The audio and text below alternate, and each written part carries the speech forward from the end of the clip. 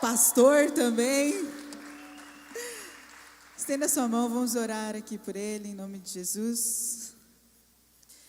Pai, eu quero realmente te agradecer por esses dias, eu quero te agradecer por tudo que o Senhor ainda vai fazer em nosso meio, eu quero te agradecer porque o Senhor se faz presente, obrigada por se sentir à vontade aqui em nosso meio, em nome de Jesus, ó Pai, neste momento nós queremos orar pela vida do teu servo Gil, Senhor, que em nome de Jesus, o Senhor Espírito Santo possa guiá-lo com toda ousadia e intrepidez, ó Pai, que as palavras que saiam da boca dele venham diretamente de Ti, Senhor, e que em nome de Jesus, Senhor, conduza o coração dele, ó Pai, e que também o Senhor, ó Pai, em nome de Jesus, possa nos falar e falar pessoalmente com cada um que está aqui nessa manhã, ó Deus, e que em nome de Jesus, o Senhor, Senhor, em nome de Jesus, Deus, vermes, ouvidos atentos, indicações. Nós declaramos, ó Deus, que nós impedimos qualquer ação do inimigo de roubar essas sementes nessa manhã, ó Pai. E nós declaramos, ó Deus, que em nome de Jesus, toda palavra dita aqui servirá, ó Deus, para frutificar para o reino, ó Deus, em nome de Jesus, ó Deus. É isso que nós queremos orar nessa manhã, Senhor. Amém. Obrigado, Bru. Bom dia, gente. Vocês estão bem? Estou animado por estar aqui entre amigos, famílias. Obrigado, Fúvia, pela alegria. Seja como a Fúvia, por favor. Eu tenho uma linha meio presbiteriana, então colocar eu sábado de manhã, feriado, eu acho que não é tão legal. Brincadeira. Vocês vão ver que eu sou bem pentecostal. Como a conferência chama Flame, né? Que você que não sabe, não é um poliglota, em espanhol quer dizer água.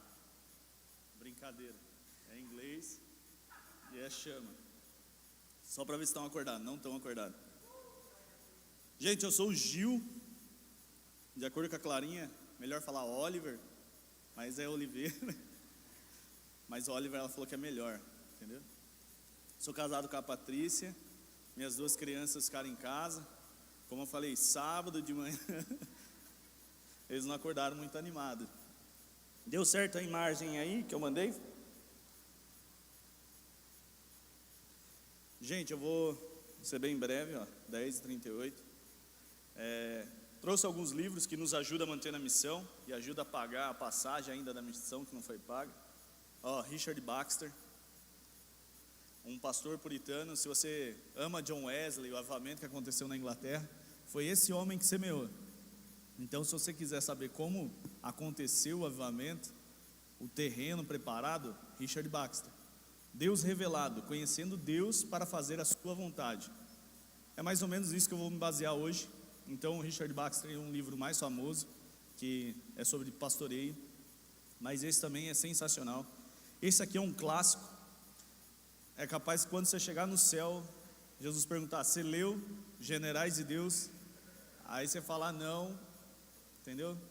Talvez vai ficar distante lá do tabernáculo. Brincadeira, viu? Mas é leitura obrigatória para essa vida. É os mártires que mudaram a história. Então eu gostaria muito de falar sobre a história da igreja. É nesses acampamentos, eu vou em alguns acampamentos. Mas é difícil, porque se eu falo, né, conversando com os jovens da missão, eles falavam muita coisa que eu não fazia ideia do que se tratava. Sabe aquele peixe fora d'água? Aí fica assim, nossa, o que está acontecendo? Ontem eu fui tentar ir no barbeiro para cortar a barba. Aí ele estava falando que o Corinthians está prestes a ser rebaixado. E eu fiquei, é mesmo? Tipo, fazendo de conta que eu sei o que está acontecendo, né? Então, é isso. Aí quando eu vou falar da história da igreja, nossa, sabe quando você deveria ter uma reação? Um corintiano, não vai cair não, você está maluco. Aí um palmeirense, vai mesmo, é. É a reação do que sabe o que está acontecendo. Aí quando você não sabe, você fica assim, né? Disfarça. Então quando vai falar de avivamento, do flame, talvez você venha e nem sabe por que chama flame. O motivo é para reacender a chama do coração, fazer queimar de novo. É o que nós acabamos de cantar. É a busca por Deus. E talvez você nem sabe, só veio porque vai ter um preletor legal, famoso. Sou eu. Bonito. Sabe dançar super bem. Manja de dorama e tudo mais. Aí você fica meio perdido. E complica para a gente, porque nós viemos com uma expectativa de pregar e todo mundo entender uma coisa. E o tempo é curto, não dá para expressar tudo. Se você ler, facilita. Esse é Generais de Deus, mas é só sobre mulheres que mudaram a história. Esse é resumidinho, sabe? Aquele que você lê em... Esse aqui eu acho que dá para ler em meia hora, ou menos. Catarina Vambora foi casada com Martinho Lutero. Na teologia, quem faz teologia sabe que a reforma não aconteceria se não fosse Catarina Vambora. Que Lutero, ele era meio... ela que agilizava. Então, é bom ler para essas coisas. Está lá no fundo. Então, nos ajude a manter na missão e pagar a passagem, amém? A oração da Bruna eu creio que é poderosa, eu não vou fazer a minha. Tem uma frase de Sócrates, diz assim: conheça a ti mesmo e conhecerás o universo e os deuses. E se você não sabe dessa frase, provavelmente você vive essa filosofia e não sabe. Na filosofia é assim que acontece. Se você não sabe um pensamento, você vive ele, porque os outros que sabem ditam a sua vida. Está aí a festa acontecendo. E por que as pessoas estão indo à festa? A mesma coisa, não sabem um porquê. Mas o motivo de você estar vindo aqui nessa igreja, nessa conferência, está indo em alguma festa, está indo na escola, fazendo algum curso, é procurando conhecer você mesmo. E resultado, frustrante, você não vai se conhecer. Por quê? O homem é impossível conhecer a si mesmo. Olha, que engraçado. Como assim? Eu vou tentar experimentar coisas, é que nem criança, você vai dando, prova essa fruta, prova essa comida, ela come, não gosta. Muitos acham que conhecer é tentativa e acerto. Não. Aí muitos tentam droga e acabam não gosta mais, vira escravo, fica endemoniado. Bebida, aí os pais têm que ir lá na boca de fumo buscar o filho, tem que ir lá no bar pegar o filho rendido. Vergonhoso, humilhante, degradante. Esse é o conhecer a si mesmo? Em um estado onde você perde o controle de si, esse é o conhecimento que nós buscamos. Nos campos de universidade nós buscamos o quê? Intelecto, conhecimento, mas conhecimento de quem e para quê? Porque eu passo a pensar como aquele que me doutrina, aquele professor, aquele mestre, e eu penso a partir dele, eu não consigo raciocinar por mim mesmo. Eu sou escravo de uma filosofia, de uma ideologia. Então eu não me conheço, eu conheço a ideologia de outrem. Aonde essa busca está nos levando? Você que tem anos de igreja, aonde a sua busca dentro dessa denominação ou de outra tem levado você? Eu sou adepto da filosofia romancista, romântica, que foi feita por maioria cristãos. Eles buscam através da arte expressar Deus, ou a busca por Deus. E tem um quadro do Caspar, aí agora ia me ajudar muito. Isso. O que vocês veem? Isso mesmo. O que vocês veem? Um homem no quê?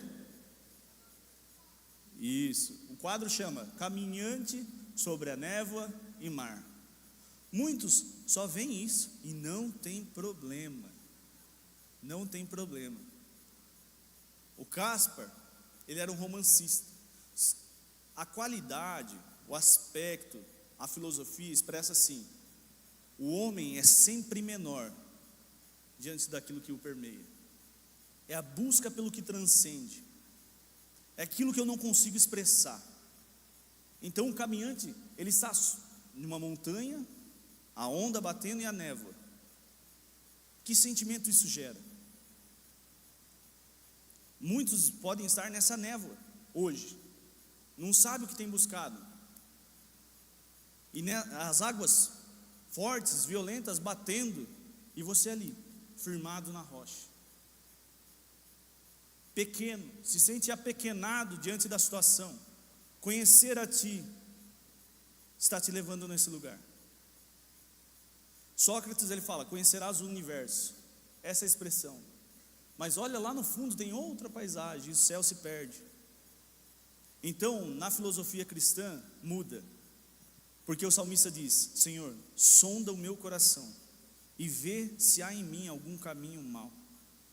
Ou seja, nós não conhecemos nem o próprio coração.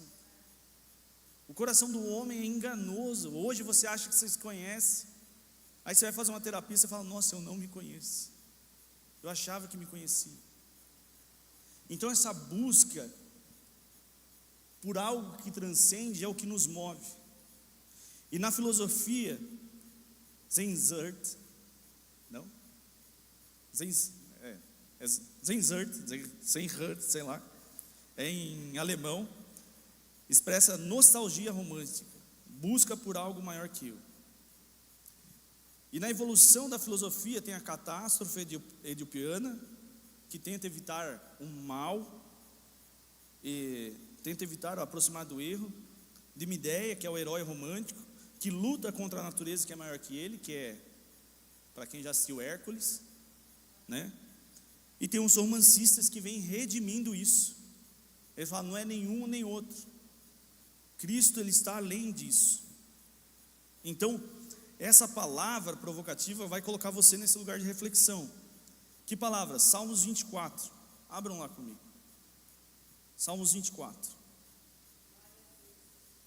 Você vai falar: Gil, o que tem a ver esse quadro? Esse quadro faz muitas pessoas verem só o mar e a névoa, a pedra, sabe? E não tem problema, porque essa pessoa não tem uma percepção de arte tão aprofundada. Quem é de exatas, mano, é só um quadro, tá ligado? Eu fui com uma amiga nossa no MASP. Eu falei: mano, o que significa esse monte de ferro fundido aqui? É arte? Meu filho, você dá uma solda na mão dele, ele faz isso aqui. E eu não estou brincando. Ela é. Eu falei: mas o que quer dizer? Ela: não sei. Eu falei: então sinto muito. Se não tem um significado que todo mundo consegue pelo menos imaginar, não é arte. A arte expressa alguma coisa. A arte, ela é expressiva. Mas o autor expressou o que ele tem dentro. Não, isso aí é terapia, chama. Você vai na terapia, você coloca para fora, aí a pessoa que é treinada, ela vai dizer o que significa. Fazer um monte de rabisco num papel, com todo respeito, se você acha que isso é arte, com todo respeito, mas eu sigo uma filosofia que você está desafiando o meu intelecto. Se eu pegar um quadro, dar para o meu filho rabiscar e falar que é arte, e que você que não está entendendo, eu estou invertendo o papel. E essa mesma amiga, eu coloquei um quadro do elefante, né? Não falei que era um elefante que tinha pintado. Foi isso aqui, olha lá. É forte. Falei: a pincelada é óbvio. O elefante pintando tem que ser forte a pincelada. É óbvio. Mas que expressão tem? Aí ela falou: de liberdade. Eu não quis decepcionar tanto, mas esse elefante foi domesticado, né? Não é tão livre assim, né? Então, a arte está mentindo. Então, gente, eu não estou desafiando o intelecto de vocês aqui, falando: isso aqui é uma pregação animalesca. É o texto. E Salmos 24 é o Salmos de Davi. Davi, ele falou: uma coisa eu peço ao Senhor, e eu buscarei. Então nós estamos falando de busca aqui, ok?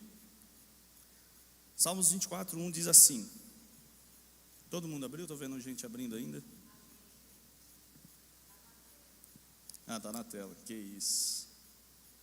A terra, Salmos 24, 1. A terra e tudo que nela há são do Senhor. O mundo e todos os seus habitantes lhe pertencem. Ponto.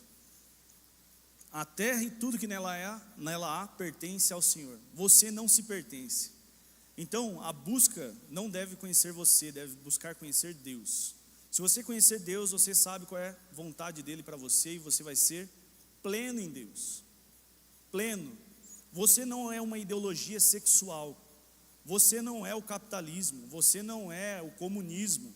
Isso são filosofias transitórias e passageiras. Você não é feminista. Você não é machista. Isso tudo é a reverberação do pecado. Então, quanto mais você busca conhecer isso, mais você se prende, se atavia, se amarra ao pecado.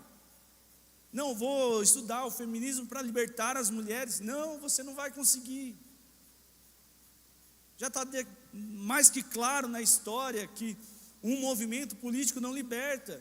você ser de centro-esquerda, direita, extrema, alguma coisa, não faz nada, não vai libertar ninguém.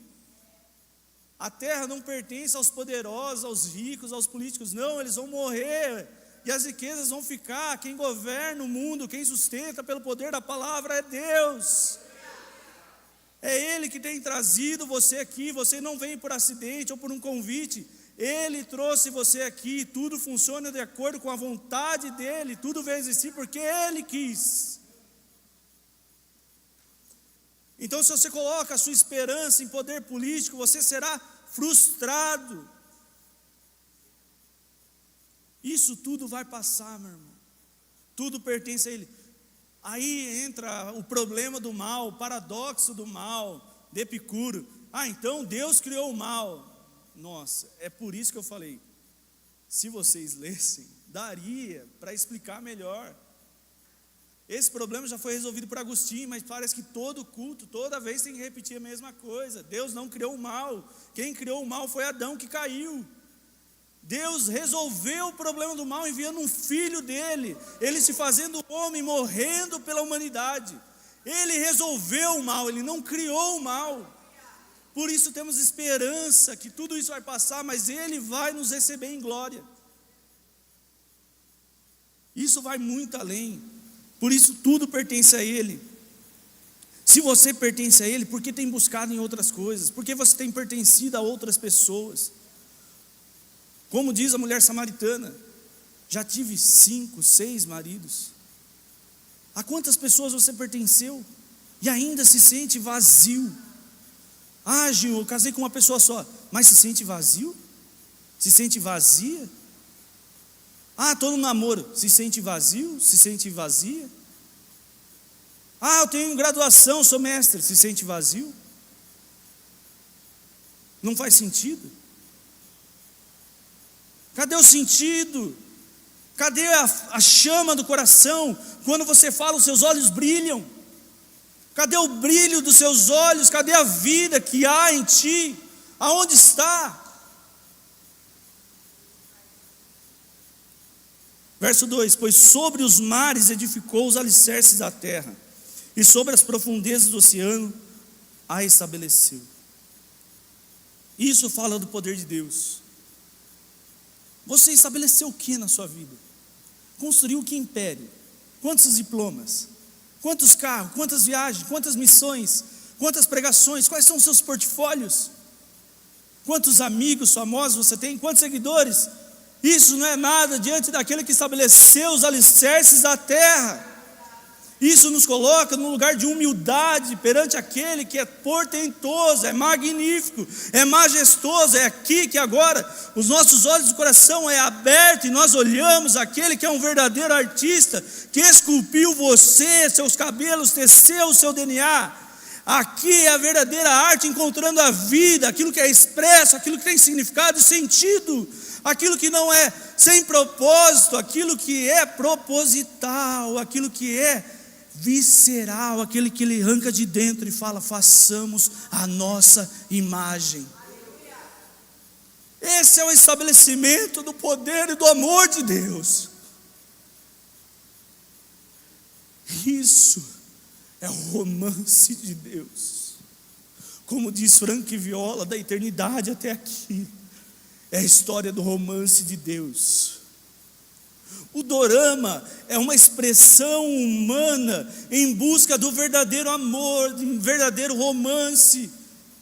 Assim como Legião Urbana foi a busca, assim como os hippies foi uma busca do mundo, eles não sabem como clamar, eles estão pedindo a solução, e nós temos. Como diz Dominique Bali e Davi, nós somos o pincel, nós somos o lápis, a caneta na mão do artista.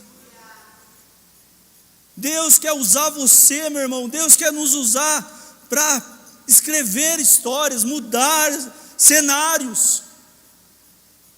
E você está buscando uma busca egoísta, uma busca do eu, enquanto o mundo clama pela manifestação dos filhos de Deus, a manifestação do romance de Deus, do amor que é furioso, o primeiro id não é ir de pregar, o primeiro id é ir de aprender o que é misericórdia. O primeiro quadro que Deus quer descortinar a nossa vista, a primeira cortina a se abrir no teatro do palco da glória de Deus é a misericórdia. Deus começou a terra com luz, mas o sol foi no quarto dia. A luz do Evangelho, a luz contida na face de Cristo resplandeceu. E o mundo em trevas espera que eu e você manifeste essa glória. Isso Ele estabeleceu no início. Antes que você viesse a existir, já havia luz para você. Por que buscar trevas então, meus irmãos? Por que buscar conhecimento que nos leva a lugares escuros da nossa alma, à periferia, à marginalidade do nosso ser? Por quê? Porque se colocar num lugar de escravidão, se existe tanta liberdade para nós.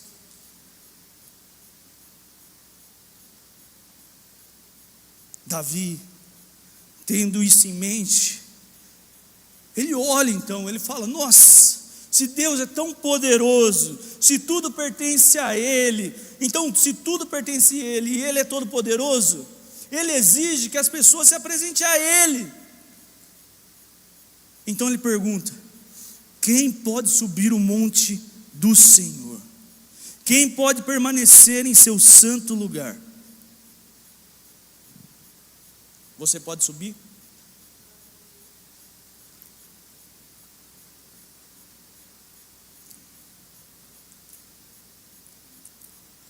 Duas perguntas que parecem ser a mesma pergunta. Muitos vêm à igreja e isso não é o Monte Santo do Senhor.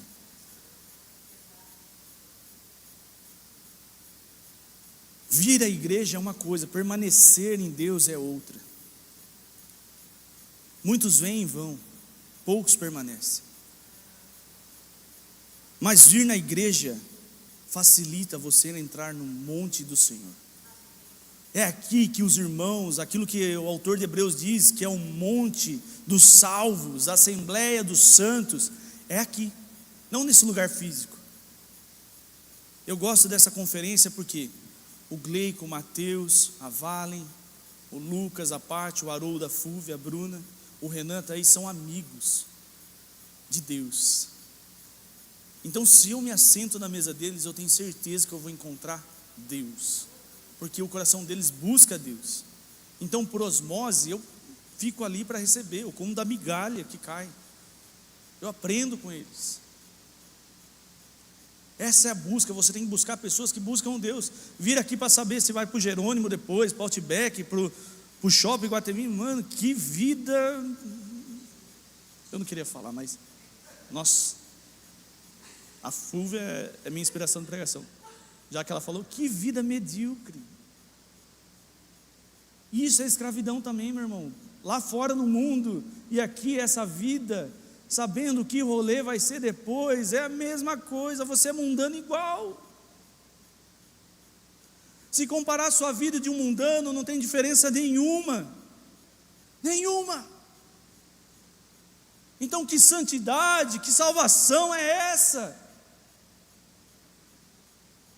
Que busca por Deus é essa? Que Deus é esse?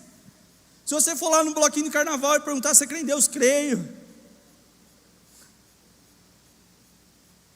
Você vai na igreja? Vou. O que muda? Porque ele está dançando? Meus irmãos, vai na missão. Na missão tem dança demais. Até eu danço. Só à noite que não, que a energia já foi. Aí a gente só troca as canções pensando que trocar os atos troca o coração, mas não troca. A pregação do Davi aqui foi sensacional. Pode ser o pororó. Criança de Jesus tem energia para gastar. Eu vi lá missionários aqui, ó. Gastar. Falei assim, me lembra muito a minha época de mundano. Só troca a sonoridade. Só. Mas o coração, fofoqueiro. Fala mal dos outros. Ah, eu não mato, não roubo, beleza, mas você mente. Quem pode subir? Quem pode subir? Fazer missão, pagando sua passagem, você vai. Tem pastores que nem sabem que a pessoa foi. Se o pastor soubesse falar, não, você não pode ir. Você se converter primeiro. O ID é para quem tem mensagem. Primeiro você precisa subir um santo lugar. E esse conceito, quem pode subir um monte santo do Senhor, ele está descrevendo Gênesis 1. Está vendo que ele está falando do alicerce da terra e depois faz essa pergunta? Essa pergunta não é despretensiosa, não é nada a ver. Ele está falando sobre Gênesis 1, porque Gênesis 1, Deus, Ele é um Deus altíssimo, Ele se assenta num alto lugar. Então, na teologia do Daniel Santos, a qual eu sou adepto, você pode discordar, e tudo bem com isso, tá? Não é heresia, a gente só pode ver diferente.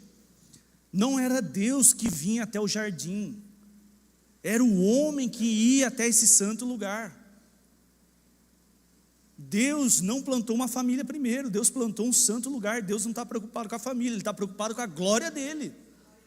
Então, se alguém não busca a glória dEle, não consegue ser família, porque é tudo sobre Ele, não é sobre nós. Deus criou o homem e veio até o homem. Não, Ele vir até o homem mostra que tem algo muito errado. Muito errado. Jesus abriu mão da sua glória. Aí está um romance, mas é errado. Ele falou assim, cultive e guarde. Ok. Na viração, no original é o espírito do dia. No espírito do dia, ele perguntava para Adão, e aí? Para Eva, o que aconteceu hoje? Ele tinha que prestar culto. A palavra cultivar é prestar culto, é avad, prestar culto.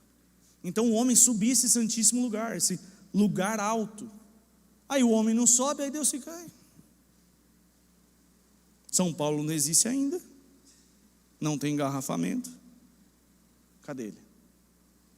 Aí o que Deus faz? Aí o homem ouve os passos no jardim e se esconde. Já não foi, se escondeu. Está vendo? Cada vez mais se afasta de Deus. Muitos aqui têm se afastado de Deus, mas Davi ele não pergunta quem tem se afastado. Essa é a misericórdia, meu irmão. Igrejas legalistas que não crêem no evangelho, crêem em doutrinas humanas, fala assim, está em pecado, tem que ficar de banco mesmo, em vez de aproximar mais. Eu não estou falando que tem que servir, mas vamos em oração, irmãos, vamos orar, porque castigo não resolve o problema. Se resolvesse, a cadeia resolveria, mas a pessoa sai pior de lá. Então você é a favor de não prender? Calma, sou a favor de prender e deixar lá, não resolve. Mas a igreja vai lá, mas é muito pouco, é um dia na semana.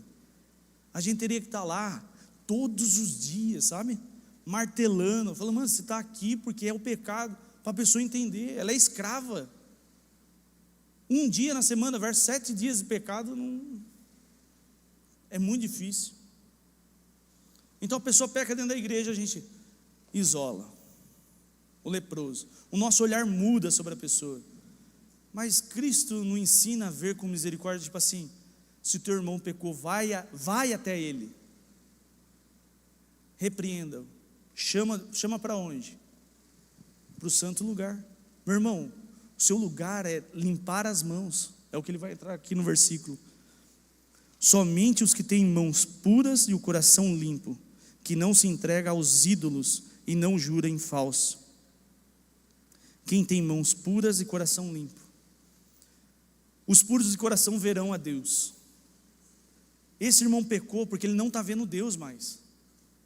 Então o nosso papel é limpar corações, é quebrantar pela mensagem do evangelho. Arrependei-vos, pois é chegado o reino. Vamos, meus irmãos, fortalecer os seus joelhos vacilantes e vamos subir esse santo lugar. Vamos subir, esse santo lugar chama Zigurat. É o que Babel tentou fazer. E o que Babel aconteceu? Não consegue chegar. Força humana não consegue, legalismo não consegue. Liberalismo não consegue. Então vamos parar de falar de pecado, para não repreender ninguém. Aí você está afastando mesmo de Deus, você está colocando no colo do capeta. Leva essa sua criança, vai embora. Não existe nem fila de adoção mais para o Satanás, ele já leva já. Não repreender pecado, meu irmão, é entregar para o inferno. E como diz Spurgeon, você pode ir até para o inferno, mas vai ter que passar por cima de mim. Eu vou brigar com você, você não vai para o inferno facilmente não. Eu brigo com meus amigos, eu sou chato. Nossa, mas Gil, você é muito confrontador. Meu irmão, você está com câncer. Precisa resolver esse câncer. Eu não vou deixar você morrer. Eu vou lutar com você até o fim. O que é mãos puras? Porque está muito etéreo aqui, né? Mão pura. Na prática, você defrauda quantas pessoas pelo celular, você que é solteiro? Quantos crushes você tem? Com quanto sentimento você brinca? O que você acessa? Aqui fala de santidade. A igreja parece que o pior pecado é o sexual, mas a gente já falou isso aí lá no acampamento. Se você não foi, você perdeu, e nem tem gravação para isso. Então, para você não perder novamente, a inscrição está aí, na Páscoa, cola com a gente, para não perder mais nada. O pior pecado é o orgulho soberbo. Essa é a origem de todos os pecados. Por que você peca? Porque você acha que você merece aquilo. Você acha que merece a imoralidade sexual. Eu mereço esse prazer. Por isso você peca. Porque se você achasse que não merecesse, você não pecaria. Mas você acha que merece. Então santidade não tem a ver com parar de pecar, meus irmãos. Santidade não tem a ver com parar de pecar. Você vai falar, nossa. Na EBD, santidade é separado para o Senhor. Então, meus irmãos, santidade é fazer tudo para a glória de Deus. Se você faz tudo para a glória de Deus, você tem mãos limpas. Santidade não é eu tenho que parar de pecar. Se você ficar pensando nisso, você vai ficando pecando. Porque você está pensando no pecado. Um meio para parar de pecar, você chama de santidade. Mas a santidade é um fim em si mesmo. Porque a gente só consegue ser santo porque Deus é santo. Ele fala, sede santo como eu sou. Mas como a gente vai ser santo? Aprendendo com Ele, não conhecendo a nós. A minha fraqueza é fama. E aí, resolveu? Você é humilde agora? Não. Você só descobriu que você é orgulhoso, soberbo, arrogante, e não resolveu o problema. Mas quando você descobre que Deus é santo, aí você fala, eu não sou. Humildade, adoração. Aí você fica com os olhos fitos no autor e consumador da fé. Autor e consumador. Então, se ele é o autor da fé, ele também é da santidade. Ele também é o consumador da santidade. Então, quanto menos você se conhece, mais você conhece a Deus, mais santo você é, porque você se torna semelhante a Ele. É aqui que entra a santidade. Santidade é viver para a glória de Deus, e não para parar de pecar. Porque se você vive para a glória, você não vive para pecar. Parece tão simples, mas isso tem que mudar. Tem que mudar, porque você vê que o conceito de santidade não está na mente das pessoas. Olha como que Sócrates penetrou no coração da igreja. Vai ter um talk show perguntas e respostas. A maioria das perguntas é: pode ir na balada? Posso namorar com o namoradinho escondido num quarto secreto? Posso usar droga? Posso fazer tatuagem? A pergunta é eu posso? É egoísta. Como que seria uma vida para a glória de Deus? Glorifica a Deus eu fazer tal coisa? A pessoa nem faz essa pergunta, porque já sabe que não glorifica. O quanto Deus é glorificado você namorando trancado no quarto? Quanto? Porque se Ele é glorificado enquanto vocês namoram, não sendo casados num quarto, vem dar o testemunho aqui para nós, porque nós queremos ser glorificados também. O quanto Deus é glorificado enquanto você fuma um vape? Quanto? Meus irmãos, com 16 anos, Jonathan Edwards estava mudando a história. John Wesley, Dwight Lee Moody. Jovens, hoje, pessoas com 30 anos moram com os pais ainda. O que aconteceu? É a busca pelo eu. Antigamente não buscava o eu. O homem buscava uma esposa, formava uma família e vivia para a glória de Deus através da sua família. Isso com 12 anos. Meu avô com 12 anos casou e fez uma pancada de filho. A minha avó, só 2 filhos não são pastores, que é meu pai, ainda, não é convertido, e meu tio Eli. Ele faz por litro uns 3, assim. E eu não estou brincando, viu, gente? Não estou brincando, ele é escravo da bebida.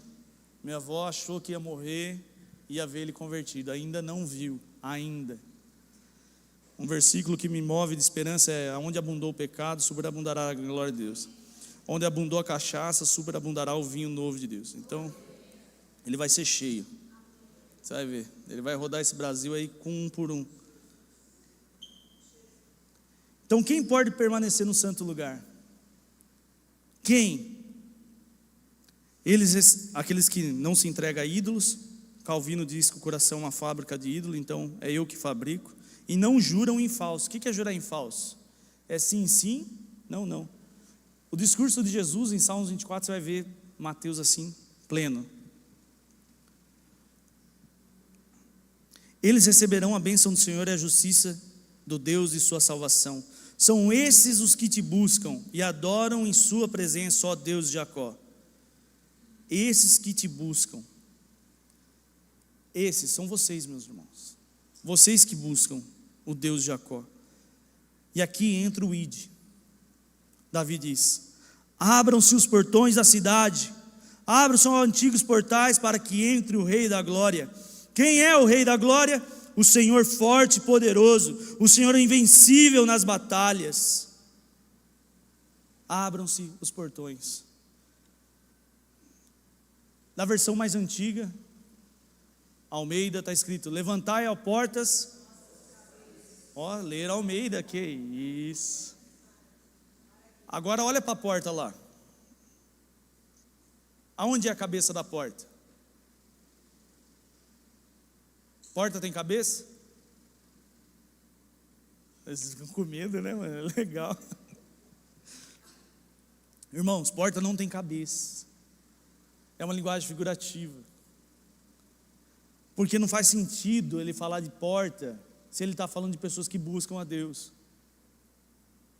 O texto tem que ter coesão e coerência. Não é Enem 2023 e 24 não. Tem coesão e coerência na Bíblia. Então que portas são essas? Somos nós. Você é uma porta. Não de burro. O que ele está dizendo? Levantai as portas, porque lembra da profecia? É do alto que vem o socorro. Deus é um Deus altíssimo. Então quando eu busco Deus que é alto, eu me abro para a manifestação de Deus na terra. Como que Deus vai alcançar o Brasil? Como que Deus vai alcançar a grande São Paulo? Você olhando para Ele, se abrindo para a manifestação do Espírito de Deus. É assim que Deus vai tocar uma nação. O id começa eu olhando para Ele, eu contemplando Ele, eu sendo capturado, fixado na beleza da santidade dEle. Os homens da história, eles foram cativados por Deus.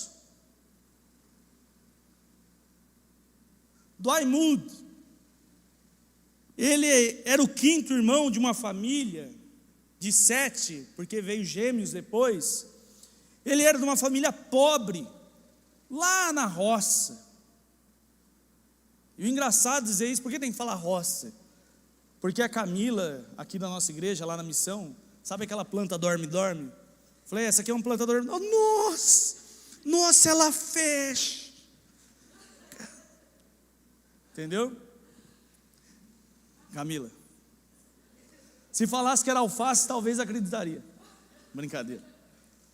Porque não conhece, é uma linguagem muito distante. Mas a roça, meu irmão, quando você vai fazer missão, os caras acordam de madrugada, num sol, eles sofrem. Então, do Aimud, quinto irmão, o pai morre. Deixa a mãe grávida, de gêmeos. Aí a mãe tem que sustentar uma família inteira.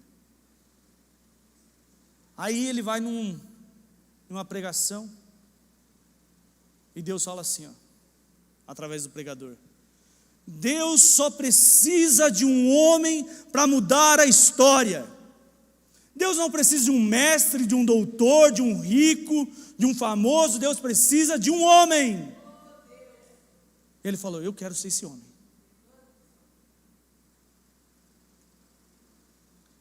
Ele vai morar na cidade com seu tio, vai trabalhar numa sapataria. Um rapaz convida ele para a igreja, ele vai. Enfim, ele só tinha até a quarta, quinta série ali. Não era um estudioso. E ele vira pregador. E ele pede para dar aula de escola bíblica dominical na sua casa. E Deus o libera. Ele percorre o bairro chamando as pessoas e enche a garagem, enche a casa. Ele tem que ir para outro lugar. Ele pede na igreja, libera para eu dar a escola bíblica dominical na igreja. Já tem uma turma fechada. O que você conseguir é seu. Ele encheu aquela igreja, já não coube mais. Teve que ir para outro lugar. Ele arrebanhava pessoas, porque ele tinha uma palavra: Deus só precisa de um homem. E ele não era letrado, como muitos acham que tem que ser. E ele se torna pastor. E um dia ele vai pregar um sermão. As irmãs do círculo de oração, aquelas que têm um coque como eu, orando. Ele vai passar, ele fala assim, as irmãs: mude, estamos orando por você. Ele, por quê? Estamos orando para que Deus encha você com o poder dele, para que você seja cheio do Espírito Santo. Amém. Quando a irmã do coque fala que está orando, meu irmão, é que está vindo. É só questão de tempo. E Moody sabia disso. Sabe aquelas orações perigosas? Deus só precisa de um homem. Ele falou lá atrás que queria ser. Aí agora Deus está falando, ó, eu vou te encher de poder. Meu irmão, se você fala assim, Deus, eu quero ser essa mulher, eu quero ser esse homem, é perigoso. Deus vai levantar pessoas para orar por você. E ele caminhando em Nova York, eu esqueci o nome da rua principal, pô. Vocês que foram lá, como que chama? A rua principal? Aquela que é cheia de outdoor, Times Square. Ele caminhando na Times Square, de repente, ele foi cheio do Espírito Santo. Aí ele começou a correr desesperado. Chegou na casa dele, trancou o quarto, caiu de joelhos no poder do Espírito Santo. E ele descreve que todo cristão precisa ter uma experiência como essa. Dwight Moody, ele não era um pregador eloquente, ele não era um avivalista assim, que fogo do céu vai cair agora. Não, Dwight Moody, ele era calmo, tranquilo, mas dentro dele tinha uma tempestade espiritual, que não se contentava com o que ele via. Ele queria ver pessoas rendidas pela glória de Deus. Esse homem, depois dos apóstolos, foi o nome mais mencionado, depois da Bíblia. Hoje conhecemos Billy Graham, mas Billy Graham se inspirou nele. Ele diz que essa experiência, os olhos dele foram abertos, os olhos do coração foram abertos, caiu as escamas, e ele já era da igreja. Os olhos do coração dele conseguiu ver um Senhor assentado sobre um trono. E ele diz que o corpo dele era como se eletricidade atravessasse o corpo dele. A alma dele foi impactada pelo poder de Deus. Quantas experiências na sua vida você teve assim, meu irmão? Se não teve, você tem que ter. Seus olhos precisam contemplar o Criador. Seus olhos precisam ser capturados pelo um Deus que é poderoso. Dwight Moody, ele foi cheio do Espírito Santo e levou mais de 500.000 almas. Deus só precisa de um homem que diga: sim, Senhor, me encha de ti e eu te darei nações. Esses são os que te buscam, Senhor. Não é uma busca meia boca, é uma busca por inteiro. Se perde no caminho. Eu não quero mais ter mãos, Senhor. Eu quero ser a sua mão na terra. Eu quero ser os seus pés indo em direção ao oprimido, ao órfão, à viúva, ao estrangeiro. Eu quero ser a resposta do sofrimento dessa geração. Usa-me, Senhor. Eu quero ter uma experiência como essa, como o Billy Graham teve. Eu quero ser, Senhor, cheio. Já não aguento mais, Senhor, de me preencher com coisas transitórias e passageiras. Cansei de viver de estações, de moda, de tendência. Eu quero viver por eternidade. Preenche os meus olhos com eternidade, Senhor. Aí, Dwight Moody, ele se abriu e os Estados Unidos foi tocado. Deus precisa de corações. Deus, ele tem tudo. Ele tem tudo. Mas ele busca coração. Que paradoxo incrível. Ele tem tudo, mas busca adoradores.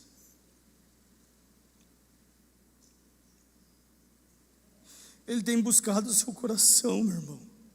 Ele busca um relacionamento com você. Ele não quer que você colhe um adesivo na sua casa, no seu carro, ou coloque no Instagram cristão, ou faça parte de uma missão. Ele quer um relacionamento. Abram-se portões da cidade, abram-se antigos portais. Não se prendam em suas tradições. Não se prendam nos métodos antigos de fazer igreja, louvores antigos. Abra-se, o novo está vindo. Deus não derrama sobre odres velhos. Ah, mas eu gosto de tal jeito, de tal liturgia. O problema é seu, Deus está fazendo algo novo. Para que entre o Rei da Glória. A gente quer a glória de Deus, Deus quer encher o mundo com a glória dele, mas nós estamos presos em antigas coisas. Olha como que a Bíblia é amarrada, me desembaraçando de tudo o que me impede. Eu avanço, eu corro. Deus quer que nós corremos para Ele.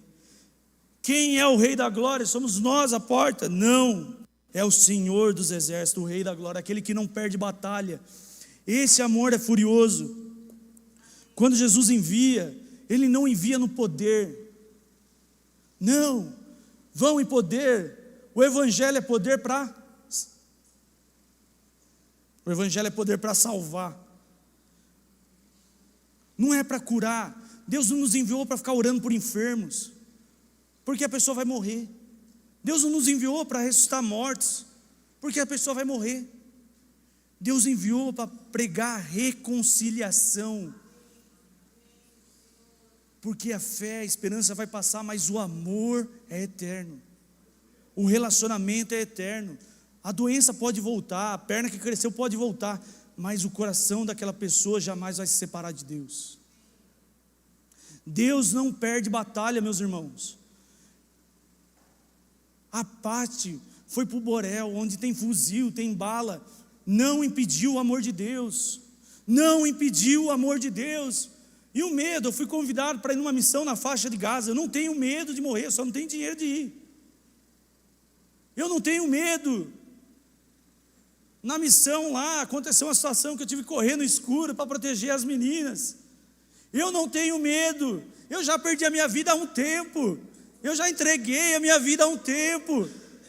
Deus não perde batalhas, não é uma bala que vai tirar a minha vida. Se Deus falar não, facção nenhuma vai nos impedir, Estado Islâmico não vai impedir, perseguição não vai impedir, não impediu. Nietzsche morreu em colapso mental e não impediu o cristianismo de florescer.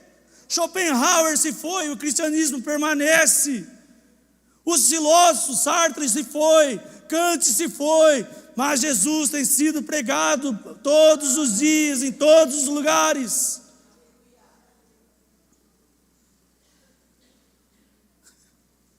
Um homem pode tentar mudar a história como esses que eu citei. O nome ficou marcado na história. Muitos de vocês nem ouviram esse nome, mas é impossível não saber sobre Jesus, porque ele se virá quando esse evangelho for pregado em toda a terra.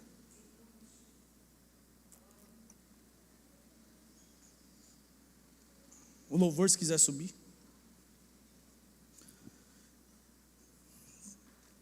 Então, meu irmão, como Dwight Moody, ele precisa de uma pessoa.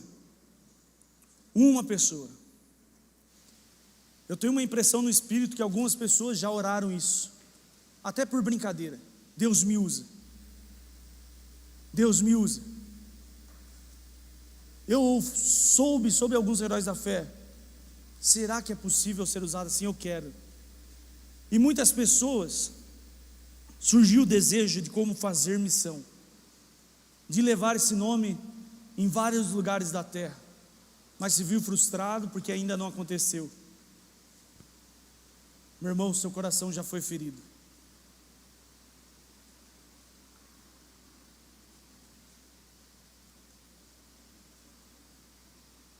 Deus busca corações. Eu sinto que nesse momento você deve abrir, porque essa é uma decisão nossa. Deus busca, mas nós devemos abrir o coração e falar: Deus, estou aqui, esse é meu coração. Me atinja com suas flechas de amor, me fira com suas santas afeições. Você já foi ferido, você que tem esse sentimento de percorrer falando de Deus.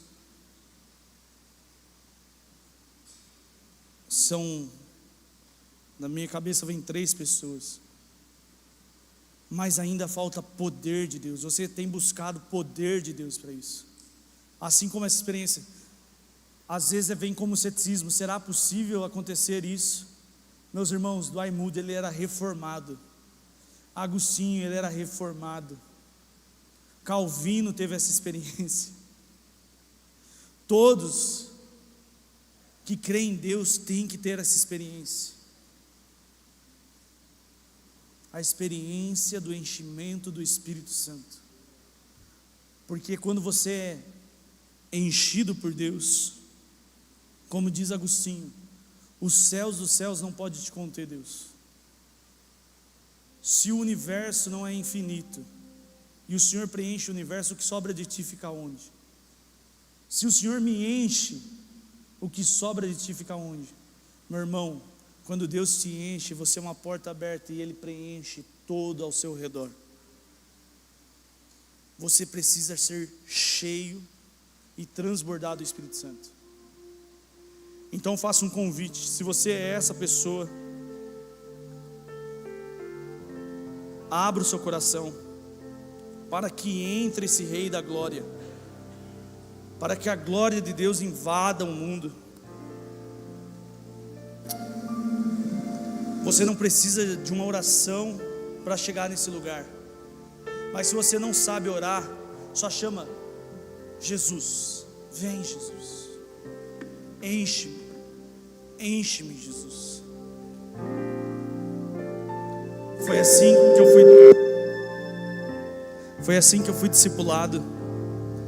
Eu falei para a minha discipuladora: eu não sei orar. Ela coloca a mão no coração e fala: Jesus, me enche, eu não sei nem o que orar. Só me enche, Jesus. Me encha com teu amor, me encha com teu Espírito Santo. Mais Jesus, mais Jesus. Mas se você sente dificuldade, vem à frente. Alguns irmãos vão ajudar você a chegar nesse lugar. É um lugar, você vai preparar um lugar para a presença de Deus. Não se sinta constrangido, sinta-se à vontade.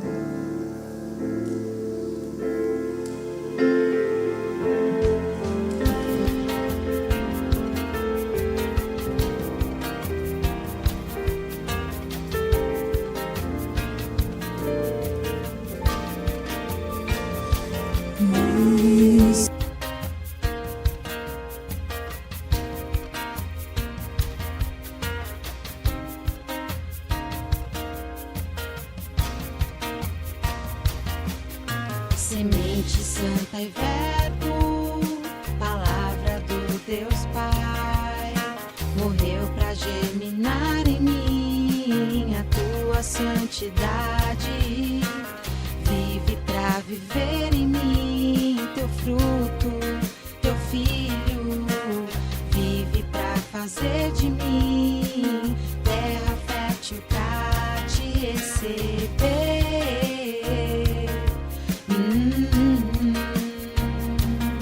Jesus,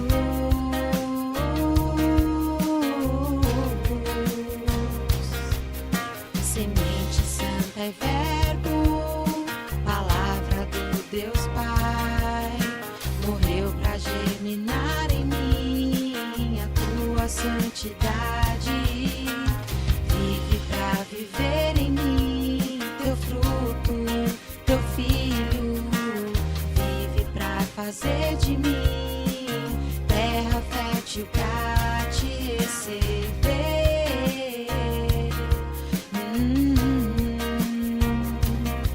Jesus.